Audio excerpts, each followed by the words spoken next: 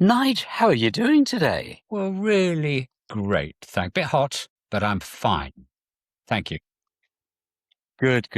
So I've been with Amisha, that's our daughter, and I've been looking after her rose bush today. I've been putting a trellis behind this rose bush, so I got sort of blood dripping down my arms and stuff. So it's a bit of a hot morning for me. But we're doing another of these conversations, and hopefully, if you enjoy this, just sort of hit subscribe and share it and give us a thumbs up, and then it means we can do lots more of them. And today we're talking to Izzy, who we've been recommended by one of our best friends, is the most interesting person. So we're talking to Izzy today without putting you under pressure. Nige? Yes, so Izzy, good afternoon, and how are you today? I'm fine, thank you. At least I'm by the south coast, so it's a little tiny breeze, keeping me a bit cooler. And whereabouts are you? We are in an area, wait for this, called Ham Sandwich, which is near Deal and Sandwich on the southeast coast. Lovely. So how far to the sea? I can see it from this window, and it's less than 4 miles. Fantastic. Do you swim? Do you swim in it? We do when the water's clear enough and clean enough. Yes, we do. Particularly the dogs. They go much more frequently than me, I have to admit. Okay, I'll kick off. Izzy, can I start by asking, what did you do as your main job before retiring? I was a teacher for 35 years. Wow. In secondary schools, mostly boys' schools, I hasten to add, as the way up the greasy pole quickly, and mostly schools that would be considered underachieving. They were never one of the top schools. They weren't Etons, let's put it that way. And that's quite a long time, 35 years, goodness me. So it must have been quite a shock when that came to an end. Absolutely. The really, really biggest shock was not to be controlled by bells anymore. Oh, that's interesting. No bells. No bells, yes. Wow. And so what was the first 6 months like in retirement? A bit of a shock to the system because I was asked to retire by my husband very, very suddenly, and I wasn't quite prepared for it, but I did it for very good reasons. But I think my body just sort of stopped completely. And I realized now why, sadly, quite a few teachers never get their full pension because it just makes your system go into a shock mode, and all the things that you've covered all this time in terms of illnesses suddenly come out. So I just came out in a rash and felt very, very fatigued for about a month. And then gradually I got myself back together again. It is quite weird because you've been so used to just going and going and going each day, and then suddenly you're not. You haven't got anything telling you to go anymore. No bells, no people saying, come on, you should be here. You should be doing this. And so you retired before retirement age? I did, yes, I did. Okay. So really it was quite a physical and mental shock. It was, yes. It was. In fact, I retired after Christmas, which also was an unusual time for teachers to stop. Normally, you do a whole academic year, then you Yeah. stop in the summer.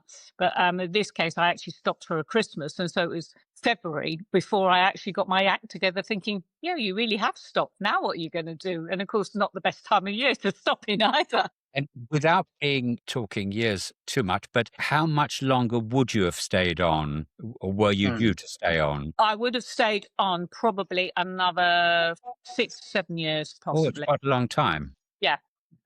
Right.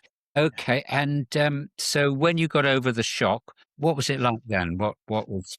What happened was I did say to my husband, I've stopped for the good reasons, because unfortunately he had a series of illnesses. He'd had cancer of the bowel 25 years ago, and Oh. that, thank goodness, was very successfully treated. It was a miracle. But then, unfortunately, in 2013, we discovered by him just having a simple hand operation that he wasn't going to have his hand operated on because he discovered he had acute myeloid leukemia. So all systems stopped that day. And he was offered a chance because he was coming up to 60 to have a trial, Anthony Nolan trials, which I think some people have heard of. And he and I, of course, said, yes, we've got nothing to lose. And he had that trial, and his sister was found, thank goodness, to be a stem cell donor. So he actually had that stem cell donation and recovered, which was a miracle. Yes.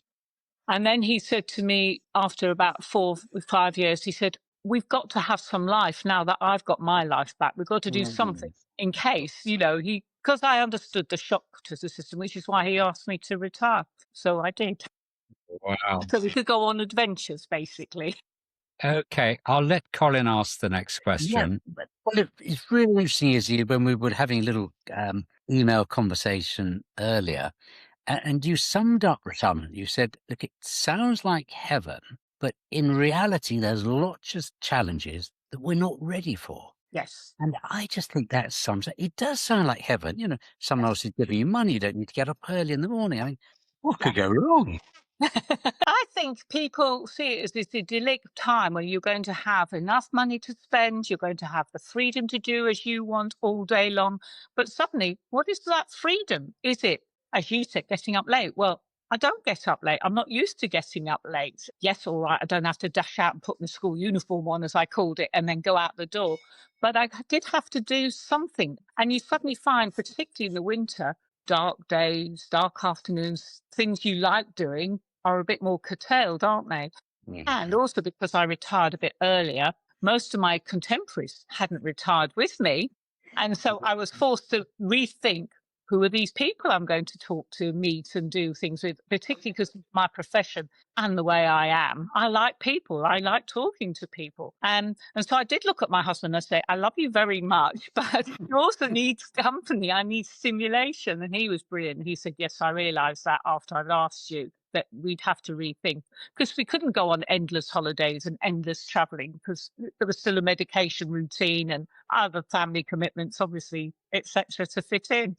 So yeah, that's why I said it's not always what everyone thinks it's going to be straight away. I see what you're saying. So Izzy, what did you decide to do? I decided that I wanted to do a job which didn't work 5 days a week, but I could dip in and out of. And I heard about volunteering. And sadly, at the time, there had been a student of ours that we had taught in the last school together, my husband and I, who then went on to become a teaching assistant and was training to be a teacher, who at the very tender age of 28 got cancer and didn't make it. And all that year, I brought him up and I knew his family and everything. All that year of his contemporaries, were at his bedside in shifts at this local hospice. And I suddenly thought, I've got to give something back. They've looked after him.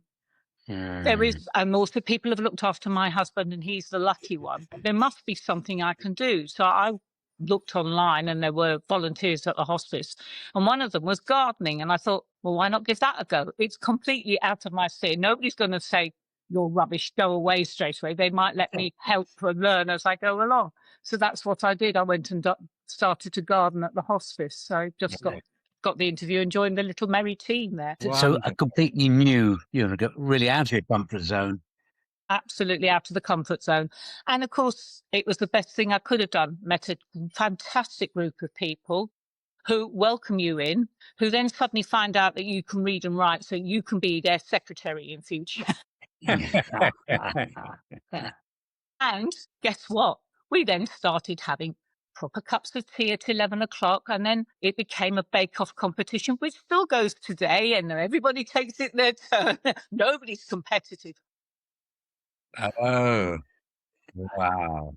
And we've just grown, and obviously people have faded and some people sadly have died on the way, but the team is always renewing, and it's just such a fantastic place to be. It really is. Great. So I'm doing that. And Good is for that you. near home then? It's about a 25-minute drive away. It's in Margate. That's Right. the QEQM hospital there. Wonderful. So it's quite a long way and quite a commitment too, isn't it? It is, but that's where the school was. That's where my student who sadly died was, and everything. And to be fair, this part of Kent has a very bizarre medical arrangement. We have 3 hospitals, one in Ashford, one in Canterbury, one in Margate, and they share everything between them. So there's even the 3 hospices attached to the hospitals work like that. So you're always going to be travelling anyway to one of these establishments if should you need, as we did, medical help and assistance. That's why it works that way. Good. Right. I think gardening is in a hospice is so valuable, isn't it? Absolutely. Absolutely. On every single ground level, because it's very, very good for the patients who can see out their windows. There's a beautiful veranda for those that can be wheeled out onto. There is access to the gardens now with pathways and lifts and ramps. And it's not just about the patients who really do get something out of it. It's about the families and friends that come, because they just need a place to come out sometimes and just rethink what's happening. And of course, the staff. I mean, bless them. They are incredible, but they also mentally need somewhere to go, somewhere to think. That's fantastic. Really good. And do I understand that you also have caring duties with your husband? I do caring duties. I do caring duties because after 2 weeks of being in the hospice gardens, I got headhunted by a local company called Crossroads Macmillan. And they said, well, as a teacher, you're used to working with people. You started with the gardening. Do you fancy the idea of perhaps coming and doing some work with our clients who are hopefully either recovering from cancer or on the way towards going to the hospice, but will need a little bit of help at home? Nothing too strenuous, a bit of house cleaning, a bit of shopping, perhaps just sitting and reading with them, or perhaps just doing a bit of gentle gardening. And so I did. And that was where I took off on my next bit of my career. So instead of just doing gardening a couple of times a week, I ended up with a few more hours of doing this as well. That's so good. That's so good. So how many days are you doing that, do you reckon? I reckon overall I do 2 days of that and a day of hospice gardening. So it's about 3 or It's almost a Fantastic. full-time job, Izzy. Yeah. I know, but it does depend on funding. So at the moment, the hospice will always be fine, but the Crossroads Macmillan have just had the rug pulled from under them. So we're waiting to hear what's going to happen this July. And I, of course, want to keep all my clients, as we have to call them, straight away. Why would I want to let them down? You've got to be sensible and see what happens with the organisation. So I'll let you know after July. I've got a different question now. Yes. Let's say you go back to the school that you used to teach at, and you've got colleagues Yep. who may be coming up to retirement. Yes. What advice would you give them? Most important of all, keep fit. If you haven't kept fit, go and keep fit. I used to belong to a gym. I did always keep fit, walking dogs and doing gentle exercises and swimming and things like that. But I gave up the gym membership when money was a little bit tighter for the two of us. But my husband, because he's gone to the gym for 30 years, that's part of the reason he's still alive today, because his heart and his lungs are sound. So I have now rejoined the gym since I've retired, and it's been the best thing I could do, because hopefully I don't fall over. Hopefully my heart and lungs are still good. And you still meet people again. It's another fantastic place to get going and find out about things. And you can advise your clients, like the ones who aren't very well. I can give them very gentle things to do to keep them motivated as well. So it's been, yeah. So, I mean, that's wonderful, isn't it? So it's taking knowledge, new knowledge in your life in one area, and then rolling into another area and helping people. So And I was going to say the other thing I've learned to be is a pupil again, because as you said, what else did you do? So learn something new. So in our case, we learned Italian. You and your husband. Yeah. Well done. Yeah. But my wife, Marianne, who can no longer speak Italian, but she used to say it's the language of love. Yes, very much. She always had the most beautiful Italian accent. She's some way down the road of having dementia at the moment. She doesn't speak, but with her Italian accent, was fantastic. And she used to laugh at English people trying to speak Italian. She just couldn't stand it. I'm trying to learn Italian on my iPad, Right. but I haven't sort of got on with it very well. I used to work with an Italian company from Milan. Ah. And I wanted to find out when they were talking about me, because they drift off into their own language, and I didn't understand a word. So I wanted to learn a bit so I know what they were talking about me. But yeah, ragazzi, as they call you. Yeah. I think it's important. We've always travelled. I'm a geographer by profession, as it were. That was my degree. And my husband actually is a linguist. He did French and history. But it's that bit, isn't it? If you go abroad, I hate the bit where you look like John Cleese shouting, because that's the way to get people to understand. Yeah. That opens doors, doesn't it? If you can just say some very basic things to people in their own language, I Yeah. just think. And Yeah. it's a No, nice way to meet more people again, which is what we did, because the people we did Italian with as a group have become some friends of ours now, which is a lovely other way of keeping going and making new friends as you get older. It's good. this is all such wonderful advice, Izzy. So, from your side, what's next? What's next? Well, I'm balancing being the jam sandwich generation, which is Oh, very yes. elderly mothers, definitely on the slippery slope, but not that they will tell you that, of course, and having the most fantastic time of having 6 beautiful grandchildren, where I have just come back from a stint of 3 days of football fun, as you call it, with your grandsons. Just about to roll into the next set of football fun with the next 2 grandsons. Then I get the moment with my one princess and her brother at the Wow. weekend. So yeah, my life is pretty full at the moment, which is lovely. But what else I would like to do is carry on traveling. So what some of the things I have picked up on the way is doing long distance walks to raise money for charity. So I've done the Pilgrim's Way for the hospice for 10 years now. We do 33 kilometres, raise lots of money that way on the North Downs Pilgrim's Way. And we've done further walks with the university crowd that I'm meeting up with in September. We've done the Qatar Way in southern France near the Spanish border. And we've completed last year the Offers Dyke in 2 weeks as Oh, well. wow. And yeah, it was really, really nice. And I think that was life affirming as well, because your friends you have when you were young, you drift in and out geographically because you've moved away from each other, and you try to keep in touch, but then families and life and jobs take over, don't they? But now, because we're all at that stage where we have got this retirement in inverted commas freedom, we have made time for each other. And it was so life affirming for these 2 2-week holidays. Just everybody just filtered back in together, just like that. And it's just been a magic time. Long may it continue is what I think as well. Yes. So old and new friends, that's what you need. Stimulation all the time. I'm going to have a lie down after this, I think. This is exhausting. I think, seriously, I do think that people who let themselves sit and just be in a stupor, and there is no medical reason for them to be that way, Yeah. I think it just feeds in on itself. And therefore, the less you do, the less you want to do. And it Yeah. becomes circular, doesn't it? And I think watching what my husband has overcome over these years, because unfortunately he had another spell of acute myeloid leukemia, and that was in time of COVID. But because he knew and trusted what had happened the first time, he was prepared when they offered him eventually the trial to go for the second time. He said again, no brainer. And here we are, you see. So it was right. Well, well done with everything you're doing. I'm really, really impressed. Colin and I love doing this. Oh, well, And even when people like me and Gavin, especially with people like you. 22 years we've had to wait for this moment.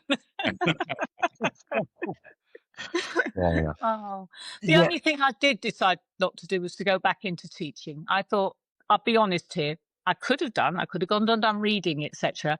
But if you go back in, I would have wanted to tell everybody how to do it. Yeah. Don't do something where you're ignorant and you just learn again. This has just been a delightful conversation, Izzy, and Thank you. Remarkable that we don't really know each other. Yes, I've ever seen each other, and just from a friend said, "My friend Izzy, you've got to talk to her." So, Thank thank you so much. It's been Well, if I inspiring. ever come up your way, I would like to meet you too. All right, I'll tell Gavin. Oh, thank you very much indeed. Thank you. It's been a Right. pleasure too. Okay, wonderful. Okay, Thanks, bye. Ed. Thanks. Bye.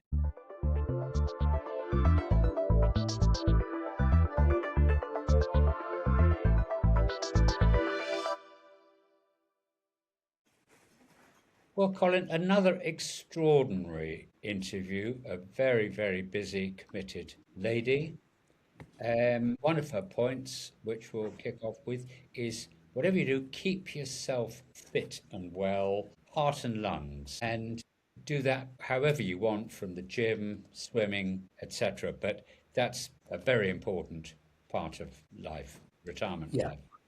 Yeah, absolutely. And I mean, she was inspirational. I mean, there was so much when we when we talked through this, so much we could highlight. But they learned something new. We've heard that before, but it Yep. was quite nice that she did it Italian with her husband. So they're both learning it together, and then they're saying perhaps that can be a bit of travel as well. So I really like that one. Yeah. And then the main thing after she retired is going to help in the hospice, which was fantastic. And she joined a team of gardeners, which do such important work about making a really vibrant, brilliant environment for patients, for visitors, etc., and for the staff, environment for them. And then she went on to helping patients at home from another organisation as well, linked to hospice. So very, very impressive. Yeah, terrific. And then she talked about her long distance walking. And I know she does that for charity, so it's raising money, but she also does it with old uni friends. So she's linking up with people 50 years ago, friends, and she made a big focus of saying old friends and young friends, new friends she's got, which is terrific. And it's not as if she hasn't got family responsibilities because she's got a husband, she's got a parent still going, she's got children, she's got 6 grandchildren, and she seems to be very active with all of them. So I think, in a word, you could only call her Superwoman. Yeah, I completely agree with that, Nigel. It was wonderful to meet her and, really enjoyed every minute of it. As I say, we've got the best job in the world. Absolutely, absolutely. So a final thing for everyone else, if you enjoy this, we have the subscribe button somewhere at the bottom, the right-hand side normally. So please give that a click, and then every time we do one of these conversations, then you just get a little notification. So, Lovely. are we done, Nigel? I think we're done. I think we're on core and Core out. out. Bye, Nigel. Bye, bye, all of us.